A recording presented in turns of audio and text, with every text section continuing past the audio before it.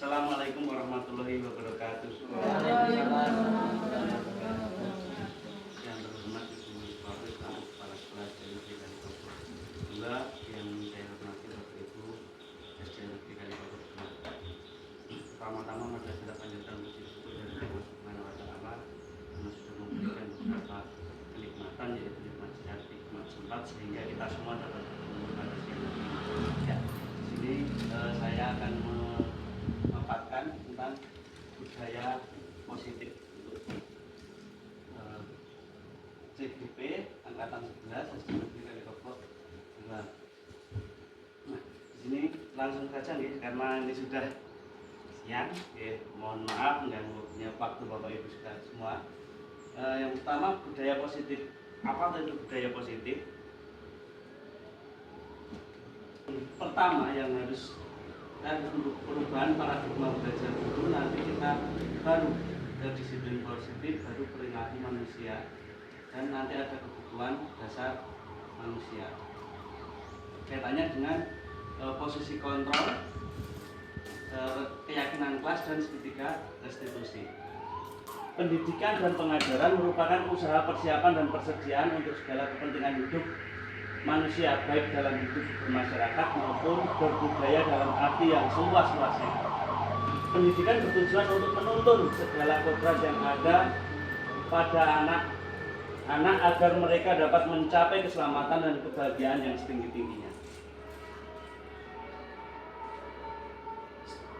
Setuju atau tidak, Bapak Ibu? Yang pertama, hukuman dapat mendisiplinkan anak.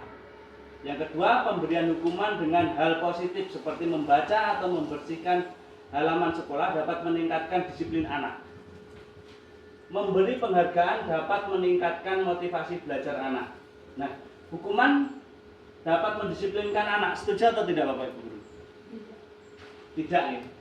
Hukuman tidak dapat mendisiplinkan anak, itu tidak setuju.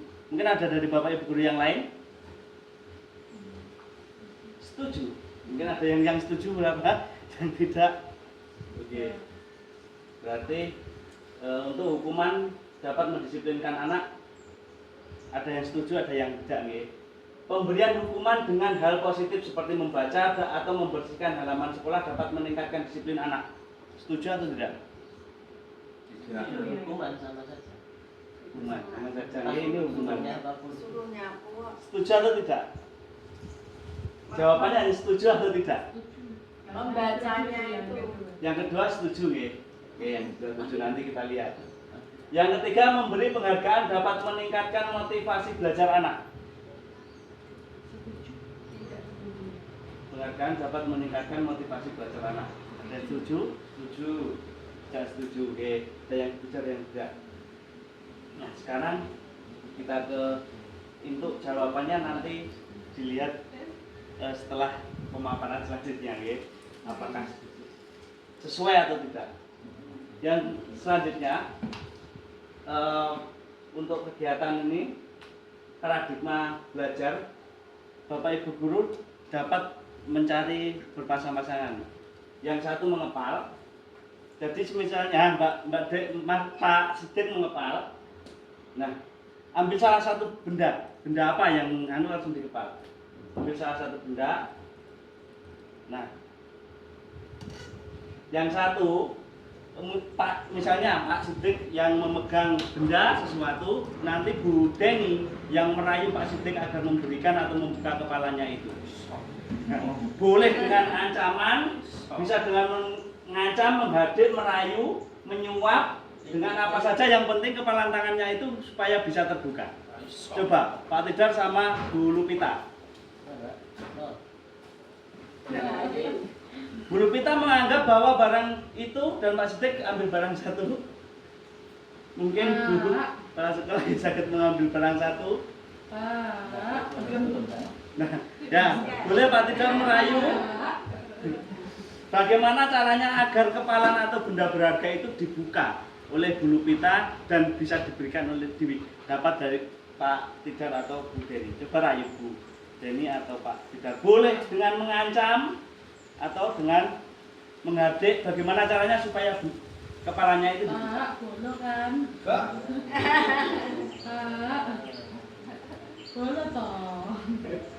berbagai cara. Nyerah. Tidak bisa karena sudah benar-benar dipegang teguh. Jadi semisal ini anggap ini barang yang berharga dan yang penting bagi kita, kalau ini sesuatu kedisiplinan yang tidak mudah untuk digoyahkan oleh orang lain. Berarti posisi kontrol kita sebagai apa? Yang membawa itu kan mau memberikan atau tidak tergantung yang memegang barang itu. Sesungguhnya siapa yang memiliki kontrol itu, atau yang memegang atau yang meminta tadi. Semisalnya yang meminta tadi bisa merubah kepalan tadi, berarti yang mengontrol siapa? Yang meminta. Yang meminta kan bisa mengontrol agar memberikan apa yang sudah dipegang. Tapi semisalnya yang memegang itu tidak memberikan, berarti yang memegang posisi kontrolnya siapa? Yang memegang. Berarti posisi kontrol itu tergantung bagaimana situasinya, atau bagaimana kita mengendalikannya. Nah, yang pertama stimulus respon. Kita mencoba mengubah orang agar berpandangan sama seperti kita. Mengubah pandangan. Nah, teori kontrolnya kita berusaha memahami pandangan orang lain tentang dunia. Perilaku buruk dilihat sebagai suatu kesalahan. Ini stimulus responnya. Nah, sebetulnya respon kontrolnya, semua perilaku itu memiliki tujuan. Jadi setiap orang itu memiliki tujuan. Apa yang sudah dilakukan itu memiliki tujuan tersendiri. Dia melakukan itu karena apa? Itu memiliki tujuan tersendiri. Orang lain bisa mengontrol saya. Seperti tadi, misalnya ini diberikan karena rayuan atau hasutan, berarti kita dikontrol oleh orang lain. Saya bisa mengontrol orang lain ketika kita bisa membuka kepala tangan teman kita dengan rayuan kita atau dengan bahasa kita, nyok tak kayak seperti itu, saya berikan. Nah, itu kita berarti bisa mengontrol orang lain. Anda tidak bisa mengontrol orang lain sebetulnya. Respon teori kontrolnya, Anda tidak bisa mengontrol orang lain. Pemaksaan ada pada saat bujukan gagal. Jadi ketika dibujuk tidak bisa, gagal, berusaha dipaksa atau dipaksa. Nah, sebetulnya kalau kita di teori kontrol harus berkolaborasi untuk menciptakan pilihan-pilihan baru. Jadi tidak memaksa. Model berpikir menang atau kalah. Sebetulnya tidak ada menang atau kalah, tapi sama-sama menang dan menang. Nah, disiplin dari bahasa Latin yang artinya belajar. Disiplin diri membuat orang menggali potensinya menuju sebuah tujuan, apa yang dia hargai. Namun dalam budaya kita, makna kata disiplin telah berubah menjadi sesuatu yang dilakukan seseorang pada orang lain untuk mendapatkan kepatuhan. Jadi disiplin yang sudah membudaya di kita ini bukan lagi suatu belajar atau sesuatu yang dihargai, tapi sudah menjadi cara untuk membuat orang itu lebih patuh.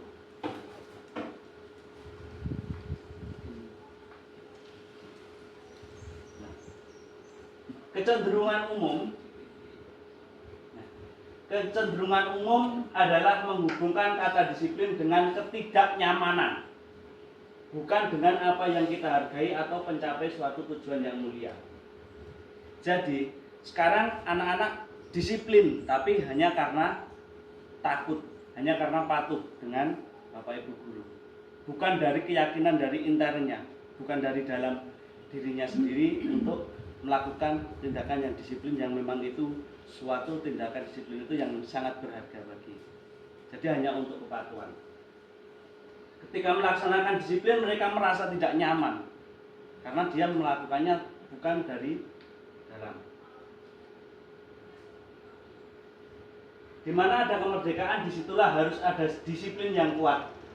Sungguh pun disiplin itu bersifat self-disiplin, yaitu kita sendiri yang mewajibkan kita dengan keras-kerasnya, tetapi itu sama saja, sebab jikalau kita tidak cakap melakukan self-disiplin, wajiblah penguasaan lain disiplin diri kita.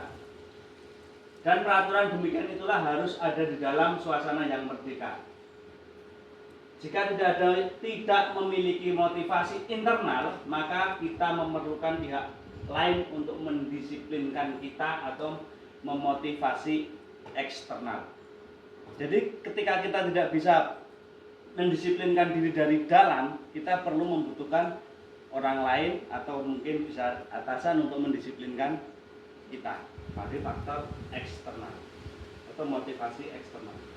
Perilaku manusia itu terjadi karena beberapa faktor. Yang pertama itu menghindari ketidaknyamanan atau hukuman. Terkadang anak masuk tepat waktu atau memakai atribut yang lengkap itu hanya karena tidak ingin mendapat hukuman. Jadi menghindari hukuman atau menghindari tidak kenyamanan. Itu adalah apa yang akan terjadi apabila saya tidak melakukannya. Misal dia tidak memakai atribut, nanti akan dihukum ketika upacara di depan lapangan. Nah, anak-anak mungkin tingkah lakunya atau perilakunya hanya untuk menghindari hukuman. Itu yang pertama. Itu motivasi eksternal. Yang kedua, untuk mendapatkan imbalan dari orang lain, institusi atau apa yang akan saya dapatkan apabila saya melakukannya. Misalnya, anak mengerjakan tugas atau mau menjawab hanya karena ingin mendapat imbalan atau hanya untuk mendapat ribet apa yang akan didapatkannya, atau melaksanakan tata tertib, masuk berangkat pagi tidak telat, terus mengerjakan administrasi dengan baik agar mendapat penghargaan dari instansi atau institusi misalnya. Itu juga motivasi eksternal. Yang ketiga, untuk menghargai diri sendiri. Jadi memang benar-benar yang dilakukan itu ingin melakukan tujuan yang positif dari dalam dirinya. Saya akan menjadi orang yang seperti apa bila saya melakukannya. Jadi dia memang dari dalam dirinya, bukan karena unsur eksternal, bukan karena hukuman, bukan karena ingin mendapat sesuatu dari orang lain, tapi memang benar-benar menghargai bahwa yang saya lakukan itu adalah budaya atau kegiatan yang positif, dari tujuan dan disiplin positif dari diri. Jadi itu yang internal, yang kita harapkan nanti yang posisi di 3 ini. Merdeka menurut Ki Hajar Dewantara, merdeka itu artinya tidak hanya terlepas dari perintah, akan tetapi juga cakap buat memerintah. Jadi tidak hanya terlepas dari perintah, tapi kita juga bisa mengendalikan atau memerintah diri kita sendiri. Selanjutnya, kebutuhan dasar manusia itu ada 5. Yang pertama, bertahan hidup. Ini kaitannya dengan fisiologi, yaitu tentang makan, kebutuhan minum agar bisa bertahan hidup. Terus yang kedua, kebutuhan kasih sayang dan rasa diterima. Terkadang kegiatan yang pertama dulu ya, bertahan hidup. Terkadang anak-anak itu kalau kebutuhan dasarnya tidak terpenuhi, dia terkadang akan melakukan hal-hal yang tidak sesuai dengan aturan atau tidak. Misalnya ya lapar, ketika lapar mereka biasanya belum jam istirahat sudah terkadang jajanan yang dibeli pagi disembunyikan untuk dimakan. Nah, itu dia memenuhi kebutuhan dasar untuk bertahan hidup. Yang kedua, kasih sayang dan rasa diterima. Terkadang manusia ya mungkin kalau di SD belum ya, tapi merasa diterima itu juga ada, harus dan wajib merasa diterima. Yang realnya terkadang merasa tidak diperhatikan di rumah, itu juga akan mempengaruhi ketika dia belajar di sekolah. Karena kebutuhan dasarnya tidak terpenuhi, dia akan melakukan tindakan-tindakan mungkin yang tidak sesuai. Kalau masa remaja itu mungkin karena kasih sayangnya, mungkin di kasus di SMP atau SMA itu sering yang ini sangat mempengaruhi proses pembelajaran. Putus cinta, frustasi itu bisa mempengaruhi proses pembelajaran karena kebutuhan dasar manusia tidak terpenuhi.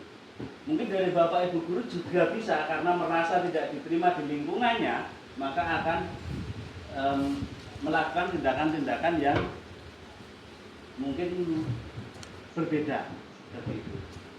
Yang ketiga yaitu kebutuhan kesenangan. Jadi dia merasa senang dan apa yang dia lakukan itu ya, jadi kebutuhannya harus bahagia. Terus penguasaan itu lebih ke arah suatu penghargaan bagi penghargaan bagi apa yang sudah dicapainya. Dan kebutuhan yang terakhir adalah kebebasan. Jadi anak itu juga ketika pembelajaran juga membutuhkan kebebasan. Terkadang gaya belajar yang tidak disukai dia tetap seperti itu nanti akan juga mempengaruhi hasil belajarnya karena kebutuhan dasar manusianya salah satunya tidak dipenuhi. Jadi kita sebagai guru berusaha untuk memenuhi 5 kebutuhan dasar ini agar budaya positif bisa jalan dengan baik. Posisi kontrol restitusi. Jadi di mana posisi kita sebagai guru saat ini? Yang pertama, identitas gagal atau kontrol dari luar. Yang pertama, menghindari hukuman, tindakan tadi mengharapkan atau ketergantungan pada orang lain, menghargai diri sendiri. Ini tadi 3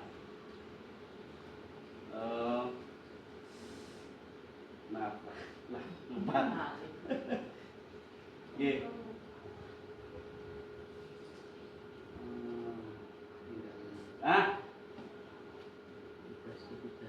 Iya, tindakan yang dilakukan oleh seseorang itu berdasarkan ini tadi. Terus posisi 5 kontrol itu ada penghukum, pembuat rasa bersalah, teman, pemantau, atau manajer. Posisi kita sebagai guru itu di penghukum, pembuat rasa bersalah, teman, pemantau, atau manajer. Nah, contoh kita tindakan dan perkataan dan hasilnya ketika kita sebagai penghukum itu contohnya guru berbuat misalnya menghardik atau menunjuk-nunjuk, menyakiti, menyindir, ini sebagai guru sebagai penghukum. Itu pertindakannya. Terus kalimatnya, contohnya, kalau kamu tidak melakukan, awas ya, rasakan. Itu adalah salah satu ciri-ciri bahwa posisi kontrol kita di penghukum. Hasilnya bagaimana? Memberontak dan menyalahkan orang lain dan berbohong. Jadi tidak sesuai dengan yang diharapkan. Kaitannya dengan dunia berkualitas, murid meletakkan guru luar dunia berkualitas. Jadi posisi guru itu jauh dari harapan siswa. Murid berkata, mungkin ketika dilakukan seperti itu, murid akan berkata seperti ini. Biarkan saja, nanti juga marah-marah lagi. Karena ini sering jadi. Ini bukan yang kita harapkan ya. Dampaknya akan mengulangi kesalahan dan mengulangi kesalahan itu lagi. Yang kedua, membuat rasa bersalah, berceramah dan mengatakan seharusnya misalnya seharusnya kamu berangkatnya lebih pagi. Ibu kecewa karena kamu sudah berangkat lebih terlambat seperti itu. Misalnya seharusnya kamu mengerjakan tugas. Ibu kecewa karena kamu atau bapak kecewa karena kamu tidak mengerjakan tugas. Itu berarti nanti anak akan merasa bersalah. Berarti karena saya, bapak ibu guru kecewa seperti itu. Kamu seharusnya sudah tahu ibu lelah sekali mengatakannya, ibu stres. Jadi kalimat-kalimat itu akan membuat anak itu merasa dirinya itu bersalah. Jadi membuat murid itu merasa bersalah. Ini sangat berbahaya karena anak akan menyembunyikan dan menyangkal seperti itu. dia akan berkata bohong hanya karena takut untuk menghindari hukuman itu. Murid meletakkan guru di dalam dunia berkualitas. Maafkan saya, mungkin perkataan dari anak seperti itu karena dia merasa bersalah jadi meminta maaf. Merasa rendah diri, jadi karena dirinya merasa bahwa dia itu yang kurang, memiliki kekurangan sehingga merasa bersalah. Ini juga sebetulnya memang bukan yang kita harapkan. Posisi kontrol yang ketiga sebagai teman, membuat alasan-alasan, guru membuat alasan untuk muridnya, jadi melindungi muridnya. Dia sebagai teman agar tidak mengerjakan ya udah tidak apa-apa. Seperti itu. Nanti dia akan setiap ada masalah dia akan mengandalkan guru itu. Ayolah demi ibu, itu adalah kalimat yang biasanya diucapkan, demi ibu. Jadi seakan-akan menganggap bahwa murid itu teman. Jadi murid itu merasa seperti gurunya itu seperti teman. Masa kamu tidak mau ingat ibu tidak pernah dan lain sebagainya. Nanti hasilnya murid akan ketergantungan. Murid meletakkan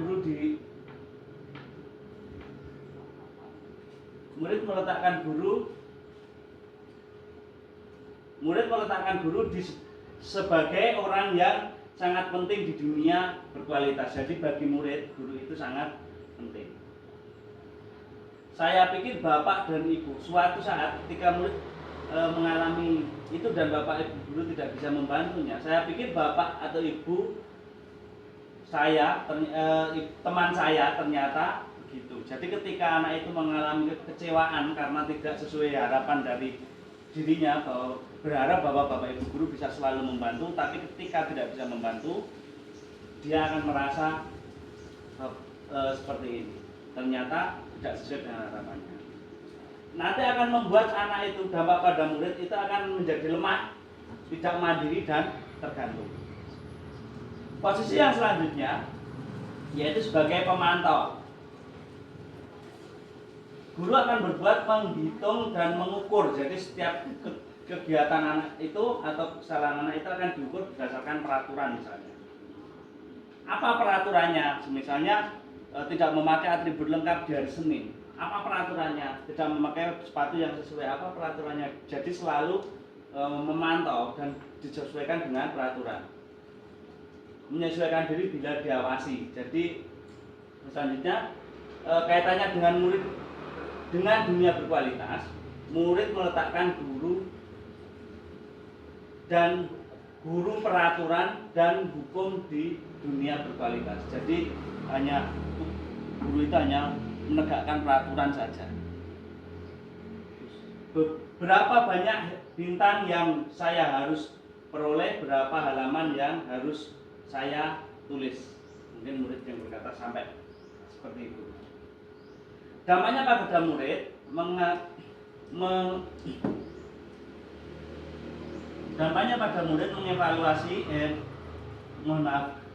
dampaknya pada murid menitik beratkan sanksi atau hadiah untuk dirinya. Jadi misalnya dia terlambat, nanti saya akan mendapat sanksi apa? Pak guru itu lagi pasti saya akan mendapat sanksi apa? Gitu. Seperti itu Mas. Yang terakhir yaitu manajer. Guru akan berbuat mengajukan pertanyaan-pertanyaan. Jadi mungkin bertanya dulu, kenapa kamu terlambat? Mungkin karena malam bangunnya siangan karena main HP misalnya. Seperti itu. Jadi tidurnya kemalaman, bangunnya jadi kesiangan seperti itu. Jadi kita bertanya lagi apakah ini sesuai dengan keyakinan kelas kita misalnya.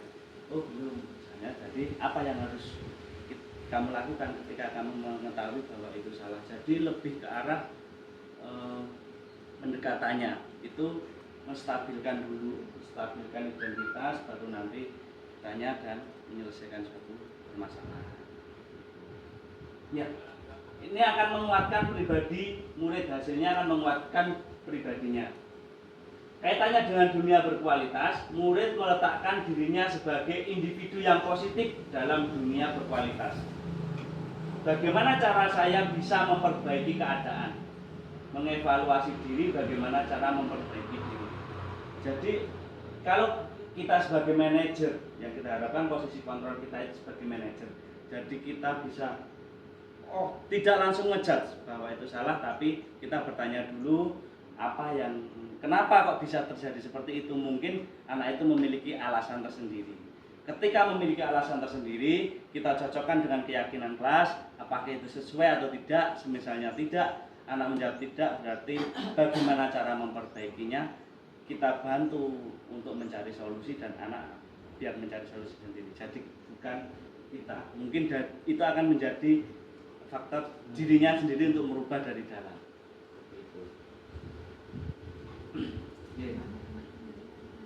Nah, ini saya kecewa sekali dengan kamu. Ini membuat kecewa sekali. Saya kecewa sekali dengan kamu. Itu akan membuat orang merasa bersalah. Kamu tidak pernah benar melakukannya.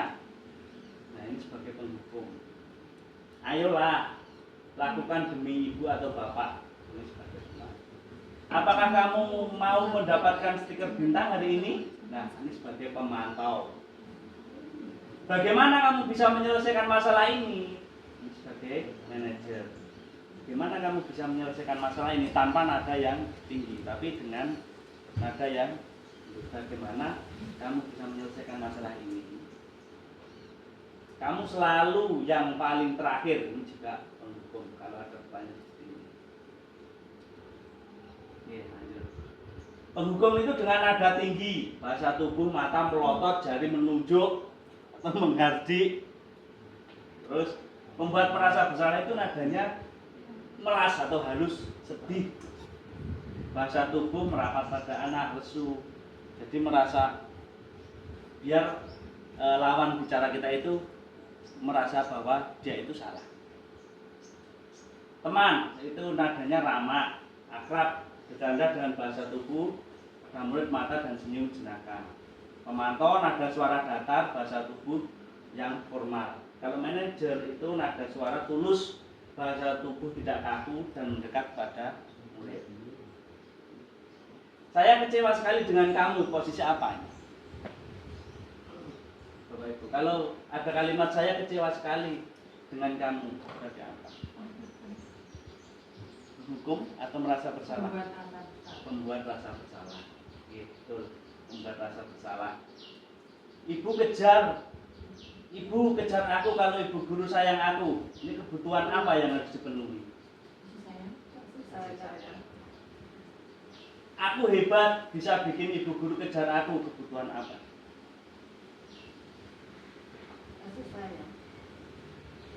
Dan aku hebat, jadi dia merasa diterima penguasaan. Aku bosan belajar mewarnai terus di dalam kelas. Bosan, berarti kebutuhan apa yang tidak terpenuhi di sini?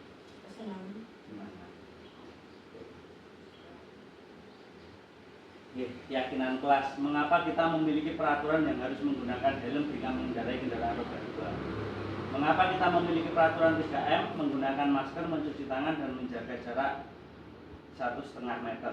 Mengapa kita memiliki peraturan harus datang tepat waktu saat mengikuti pelatihan? Untuk mendukung motivasi intrinsik kembali ke nilai-nilai atau keyakinan-keyakinan lebih menggerakkan seseorang dibandingkan mengikuti serangkaian peraturan. Jadi keyakinan kelas itu lebih dari dalam atau intern, bukan hanya karena takut dihukum dan hanya ingin mengikuti aturan sesuai saja. Nah, di sini yang pertama itu peraturan kelas.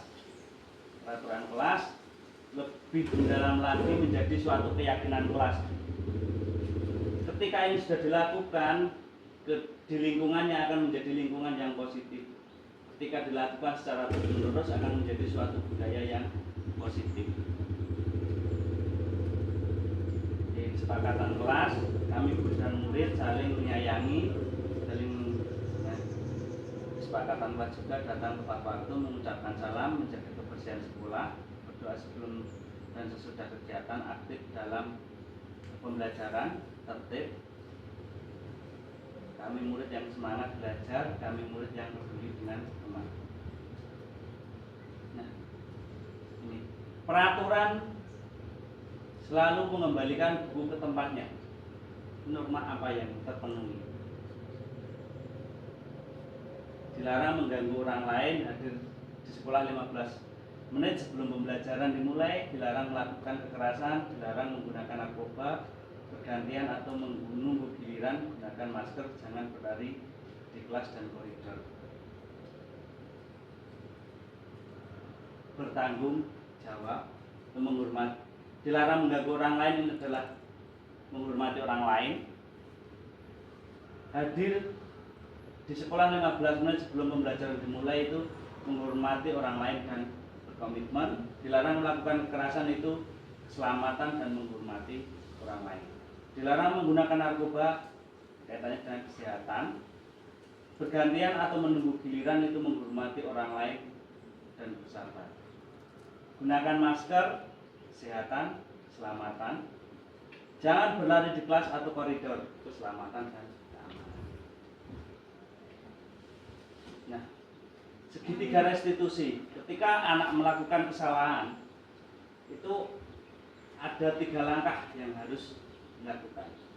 Yang pertama, menstabilkan identitas.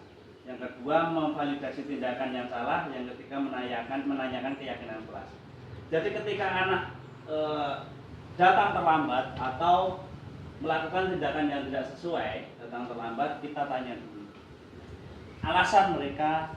Kita memvalidasinya dulu, stabilkan identitas, menstabilkan identitas dulu, apa yang dia lakukan itu alasannya apa. Terus kita validasi tindakan yang salah, jadi tindakannya itu sesuai atau tidak. Baru kita sesuaikan dengan menanyakan keyakinan, baru akan diperbaiki. Teori kontrolnya yaitu kita semua melakukan hal yang terbaik yang bisa kita lakukan. Semua perilaku memiliki alasan. Kita semua memiliki motivasi internal. Nah, ini segitiga restitusi. Yaitu yang pertama, menstabilkan identitas. Yaitu setiap orang pasti pernah melakukan kesalahan. Jadi tidak menyalahkan. Meskipun dia salah, tidak menyalahkan. Meskipun terlambat melanggar peraturan, tidak menyalahkan. Tapi kita tanya dulu alasannya. Kamu bukan satu-satunya yang pernah melakukan ini, misalnya. Terus yang kedua, memvalidasi keduanya. Kamu tentu punya alasan mengapa melakukan itu. Jadi dia melakukan terlambat itu karena alasannya apa? Adakah cara yang lebih efektif untuk mendapatkan apa yang kamu butuhkan, misalnya. Lalu kita menanyakan keyakinannya. Nilai-nilai yang telah disepakati, misalnya tidak sesuai, ya ingin menjadi orang yang seperti apa, baru diubah, ingin membuat seperti apa, itu memperbaikinya. Nah, ini mungkin ada video 5 menit tentang penerapan restitusi.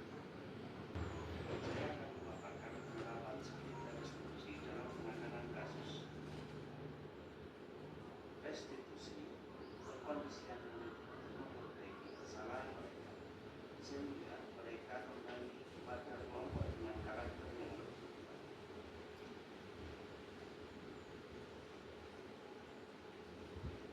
Ada 3 langkah restitusi yang harus dilakukan untuk menciptakan disiplin yang positif. Antara lain, pertama, menstabilkan identitas. Kedua, validasi tindakan yang salah. Ketiga, menanyakan keyakinan.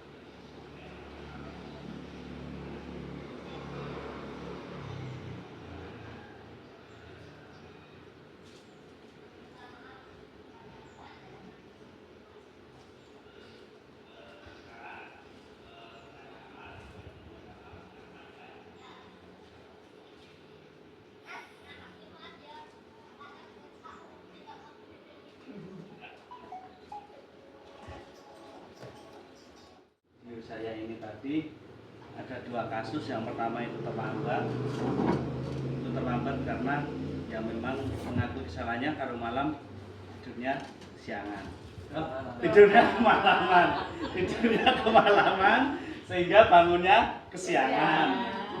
Yang kedua rebutan sapu itu karena ya sudah mengaku kesalahannya dan meminta maaf. Mungkin video yang saya sampaikan ini tadi menjadi sebuah gambaran atau keyakinan gambaran untuk kita semua.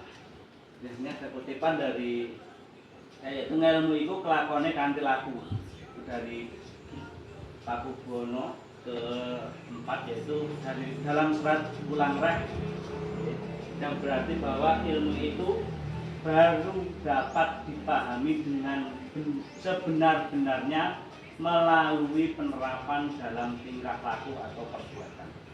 Jadi ilmu itu benar-benar bisa dapat dipahami ketika sudah menerapkan di tingkah laku dan perbuatannya.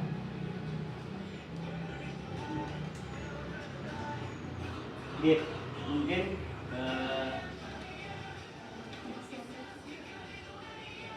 mungkin itu dari saya.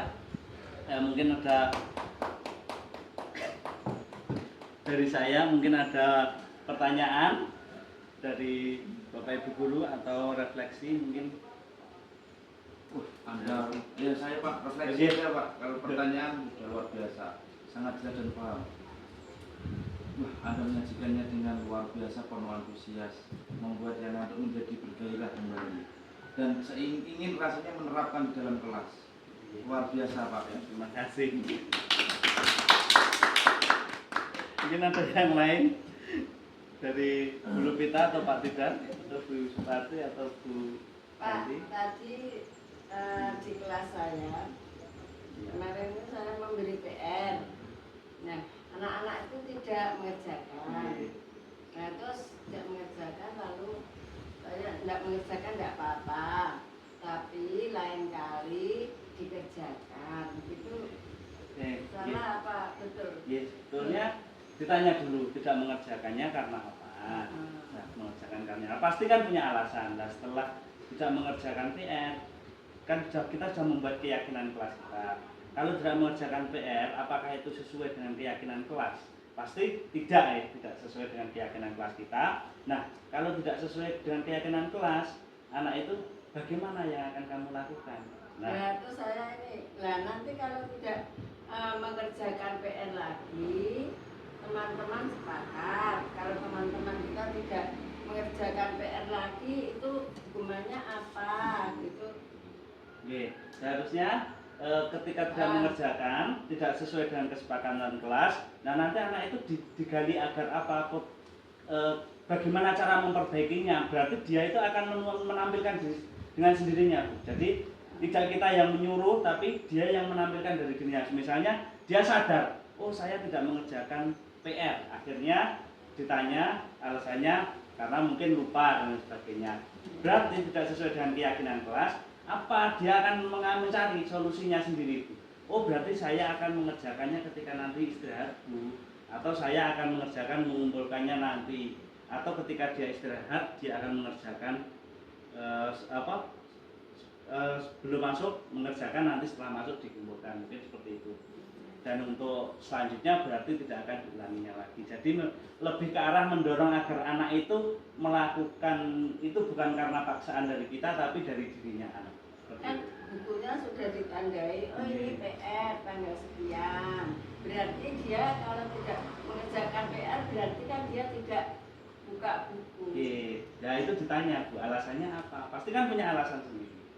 Anak itu kalau ditanya, ya itu namanya menstabilkan identitas tadi, ditanyai. Apa itu tidak buka buku? Alasannya apa?